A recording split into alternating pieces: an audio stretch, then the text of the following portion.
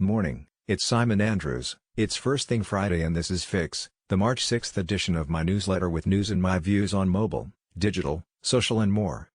This is the Amazon Polly version with the synthetic voice. Read the email edition with all the links at addictivelondon.com. Lots of new subscribers, so sharing is working well. Can we keep that up? And let's continue the conversation on Twitter. I'm at Simon Big Picture. This doesn't quite work as TL/Doctor as it's 40 minutes long, but I highly recommend you watch at least the first 5 minutes of this video. It's the US IAB head talking of the great collab, harmonizing privacy, personalization, and community. Delivered as you would expect from a guy in a bow tie, Randall gets the big issues and has a plan to improve things. Lots to think about as we start to fix our industry. AdTech Perfect Storm. I have decided that we are going to go ahead with our event on April 22nd. Just about all the speakers are confirmed. If we have to change the date for any reason, tickets will remain valid, and to add value we will be using Guild as a tool for the community to share thinking and discuss these topics before, during and after the event. All the speakers and attendees will have free access and I think it will be a really useful benefit to the community. More details and tickets here. Digiday talked to some people at European publishers and there was a general air of negativity. The headline of No Solution sums it up well. I think there is an alternative glass half full view that we can expand on at our event. But Dave Morgan highlights the issues when he argues that programmatic won't work on TV, because that industry will not accept the bad practices. Get it right and capture the full opportunities of data-driven ads and everyone wins. Like Randall says. Yet another piece on the Trump digital team, adds some more color to the story and again shows what works in digital, marrying rich data with lots of creative. The Trump campaign, all told, ran 5.9 million Facebook ads. The Clinton campaign ran 66,000. Newt. Sky makes the weather for much of the European TV industry and the news they will carry. Disney Plus underlines their dominance.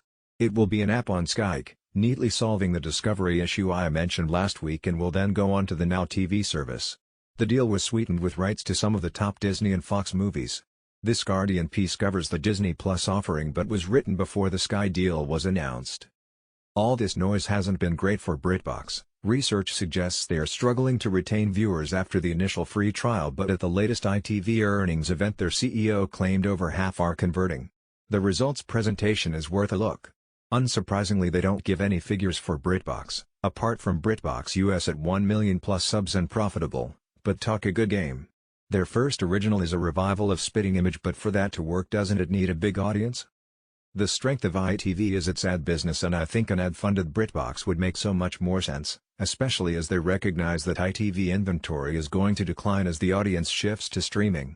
They have hired a smart guy to run advanced advertising and they should let him loose on BritBox, defining what ads look like on a streaming service and becoming world leaders in new TV ad formats like these super short ads.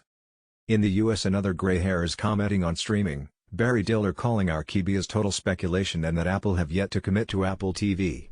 Good read from a super smart guy.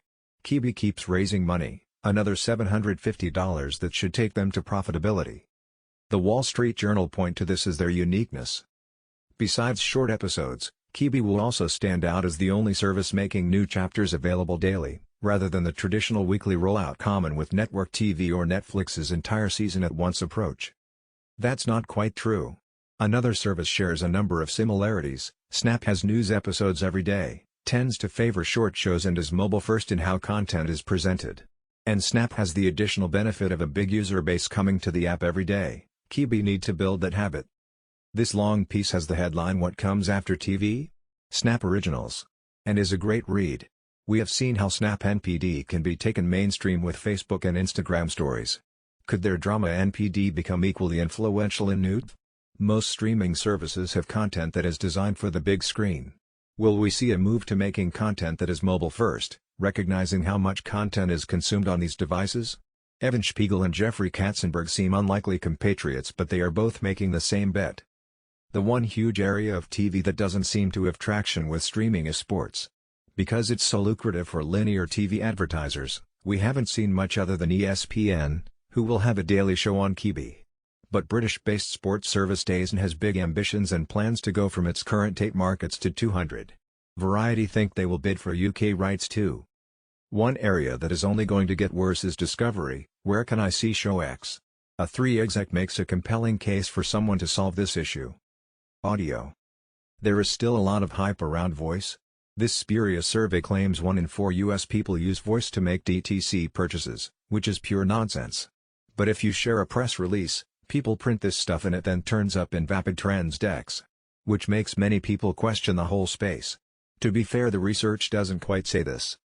But I think voice is hugely exciting, just not at that level of usage, yet. But as a Fix reader points out here, in many emerging markets voice is much more developed than in the West.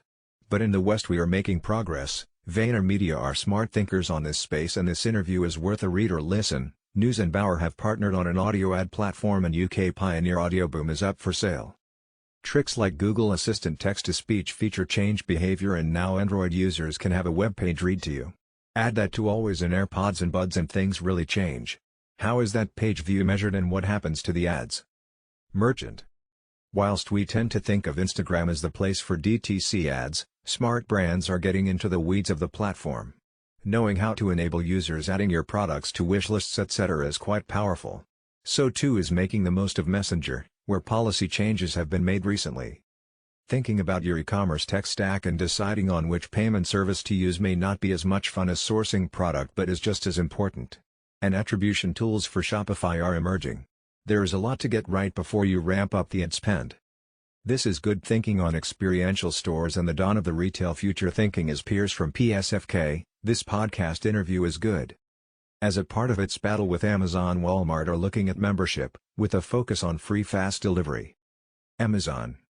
This interview with a senior Amazon ad exec is good insight into how quickly they are moving, and the innovations around video and their data are interesting. Personalization. The interview with Martin Sorrell we shared last week was the most popular link, and I thought it made a great case for personalization at scale. But there is a pushback, with some questioning the whole concept of data-driven marketing and others suggesting that the improved results don't always justify the additional efforts. I agree that it's not easy to get this right, but consumers do see the benefits whilst also being conscious of their privacy. But the idea that you would treat your customers as strangers makes no sense. Why show ads for economy to someone you know if a business class customer? Why show baby products to people you know have older children? It's always been about a value exchange, and it always will be, so if your ads can be valuable or useful you have a chance. And a relevant ad is more likely to stop someone scrolling down their feed. An Axiom piece in Adweek makes the case for this quite well. And the McKinsey image we opened with shows the potential. More to come on this subject. R/VR. We see more examples of R solving problems and, little by little, normalizing the idea of using R.